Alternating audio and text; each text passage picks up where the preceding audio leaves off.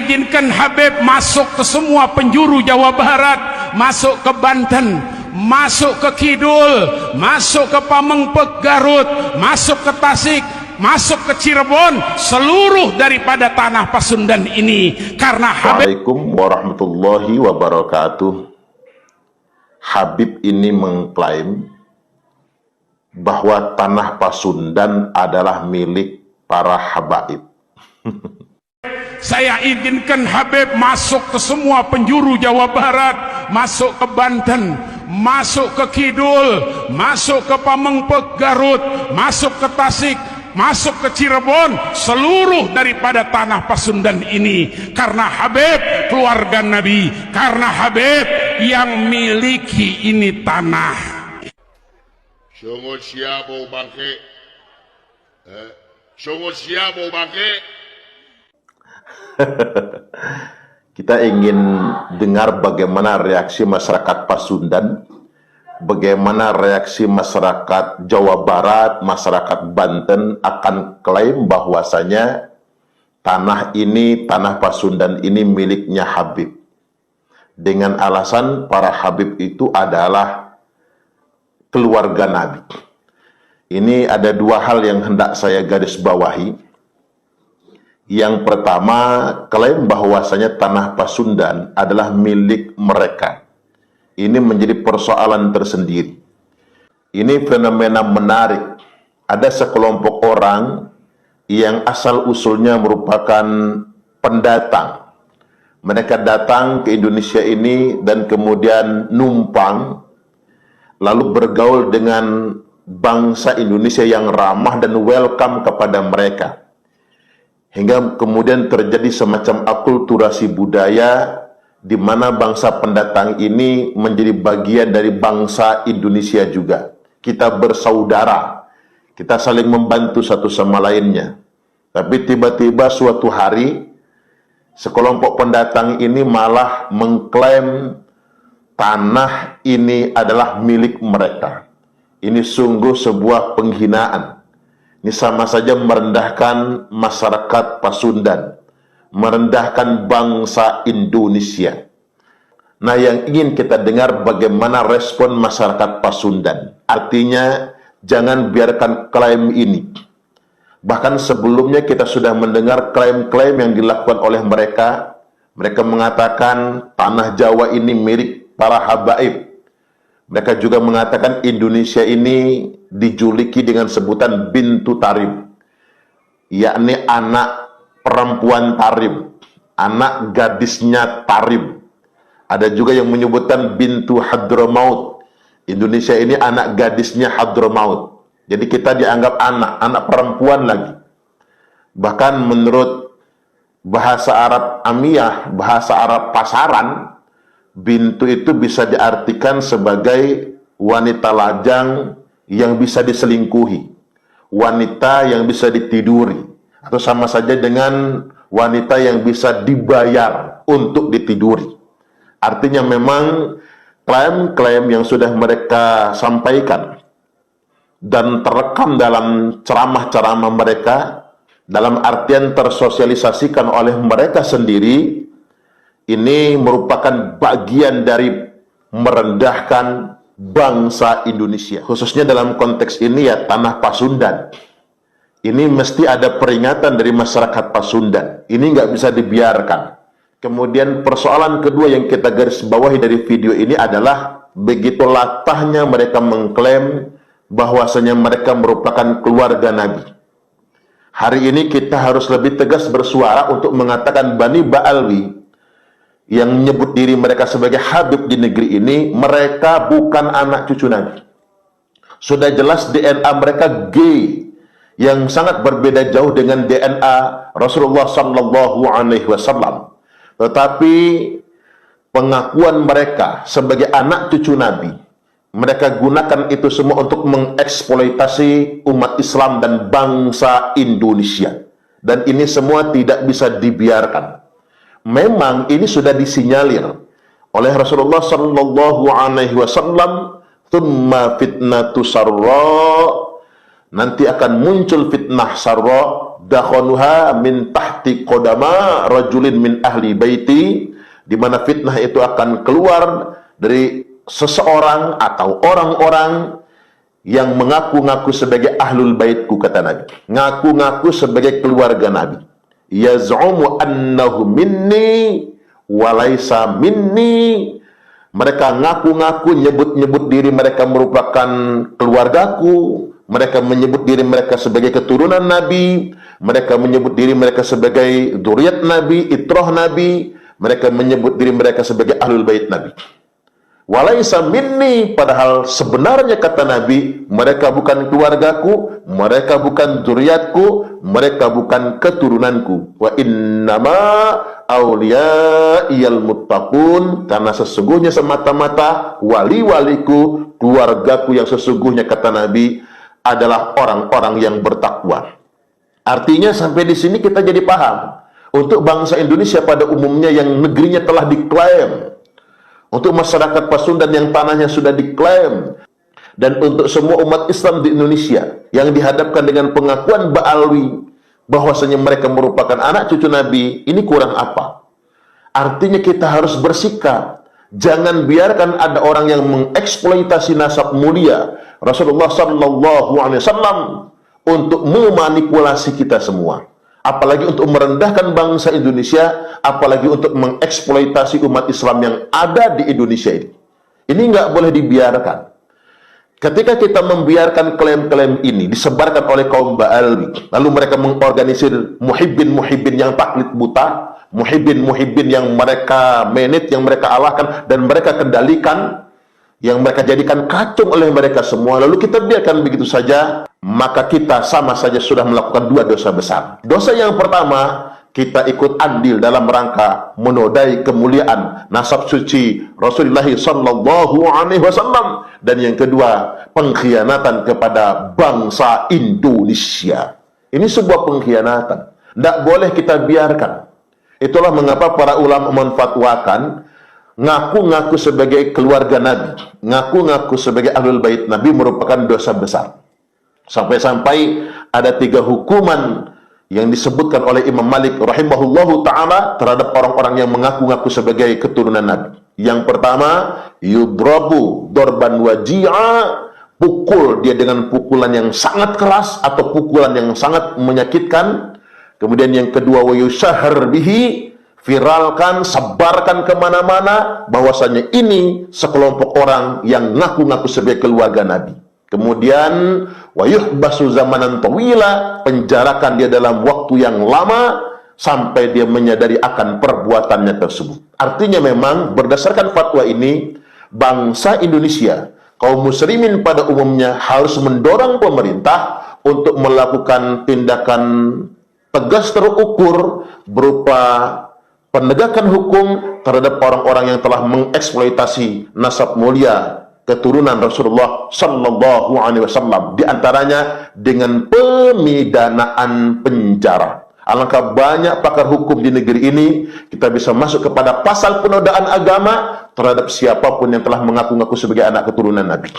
Orang mengaku Nabi saja kena pasal, ngaku Imam Mahdi saja kena pasal penodaan agama, apatah lagi orang yang mengeksploitasi nasab mulia keturunan Rasulullah sallallahu alaihi wasallam. Ayo bergerak, sadarkan umat, sadarkan bangsa Indonesia, ba'alwi bukan keturunan Nabi sallallahu alaihi wasallam, karena DNA mereka jauh berbeda dengan DNA keturunan Rasulullah sallallahu alaihi wasallam. Wallahul muwaffiq ila aqwamit thariq. Wassalamualaikum warahmatullahi wabarakatuh.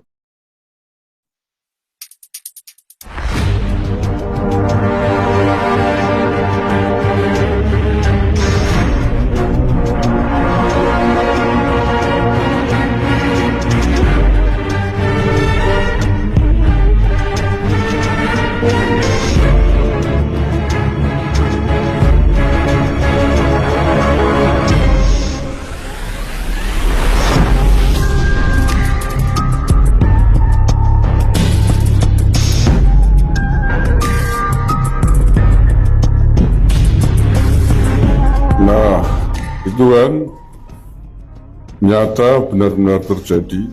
Nah, Cuman saya tidak tahu itu kejadiannya kapan dan di mananya itu, ketika para kabib dan mukibinnya sedang menyelenggarakan sebuah acara di atas panggung, dikeroyok oleh puluhan ribu bahkan ratusan ribu makhluk aneh dari langit ya.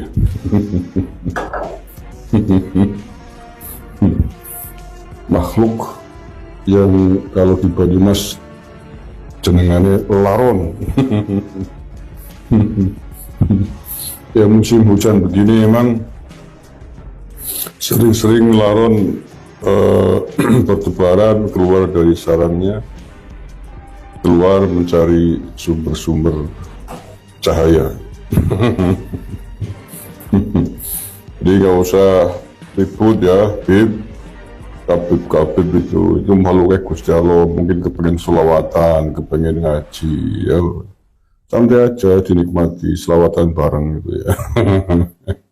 Gak usah dibunuh, ya udah nggak usah berpikir buruk ya husnudon aja. Mungkin para laron-laron itu pengen ngaji, pengen selawatan, kan begitu. Bukan sedang mengganggu, bukan. Walaupun ente-ente itu mungkin merasa terganggu, sibuk menghardik mereka ya. Nah, itu menjadi pelajaran buat kita semuanya. Silakan ambil hikmah masing-masing dari versinya masing-masing. Saya tidak akan mendikte hikmah apa yang perlu diambil dari peristiwa tersebut gitu ya. Ya boleh saja lah, silakan berargumentasi, berpendapat sesuai dengan sudut pandangnya masing-masing. Yang menilai bahwa itu sebuah pelajaran agar kabib-kabib berintrospeksi diri, agar acaranya tidak diganggu oleh makhluk-makhluk dari langit gitu ya. Ya nggak apa-apa. Jujur saja ngomong, nggak usah suka doktrin sesat menyesatkan kepada umat Islam Indonesia. Nggak usah bilang bisa madamin api neraka. Apalagi bilang bisa mi'raj 70 kali sehari. Berenggolang dasing gawe mi'raj. Kanjeng Nabi seumur hidup hanya 1 kali kok Isra Mi'raj. Kamu dapurmu bisa 70 kali. Bisa madamin api neraka. Selamat kesan ngene Jel. Selamat kesan lambene ngene karena jerit-jerit ya mantenan percaya. Penggawe ini tabir kok bisa madamin api neraka. Nah, kemudian yang mau ngambil hikmah, kalau itu dianggap sebagai laron-laron yang sedang ikut sholawatan ya nggak apa-apa. Ya kalau pikiran Anda begitu ya jangan diganggu. Kamu santai aja, duduk, sholawatan, berdiri, melantunkan sholawat. Nggak usah diusir-usir itu laron, ya biarin aja dinikmati bersama, bersolawat bersama laron. Yang laron kan juga makhluknya Gusti Allah ya. Kepengen hidup dan kehidupan ya. Jadi dihormati, nggak usah dibunuh, nggak usah dihardik. Itu bro ya.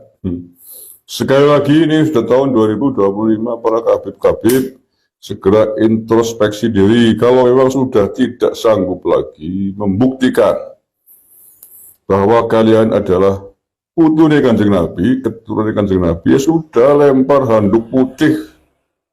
Lempar handuk putih saja, menyerah, pasrah keluputan Terawung Banyumas.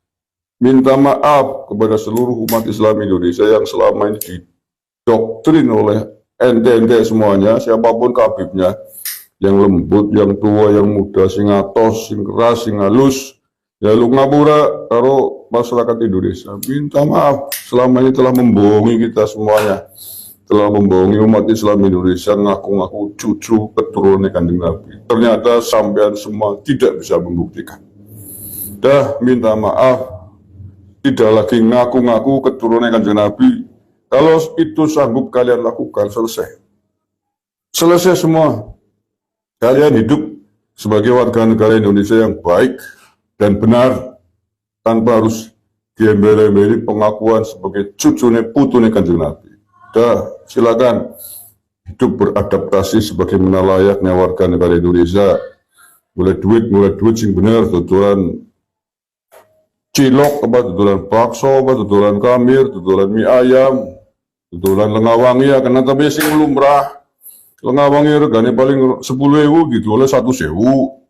Makanan sing ditulis 1 juta. Iki lengawangi go jadi cangkemmu jere ya. Sing lumrah lah ya. Ali-ali akik regane paling 50.000 gitu, oleh 50.000. Itu ngetak ndas. Ya, hidup yang lazim, yang normal layaknya orang-orang yang lain pada umumnya. Ngodeng boleh duit, uang parkir ya kena, tutulan sarung ya kena, tutulan baju koko ya kena, tutulan tasbih, tutulan akik, sampai sing lumrah hargane. Aja sekarang dewek tok, ngaku putune Kanjeng Nabi, jadi tutulan demi ahlul bait Nabi ini sapa, ahlul Ta'alawi kok ngaku ahlul bait Nabi ya, keduk dasing ya, kalau itu sanggup kalian lakukan, selesai huru hara ini, selesai. Saya akan umumkan, sudah hentikan untuk mengkritiki nasab Ta'alawi Habib.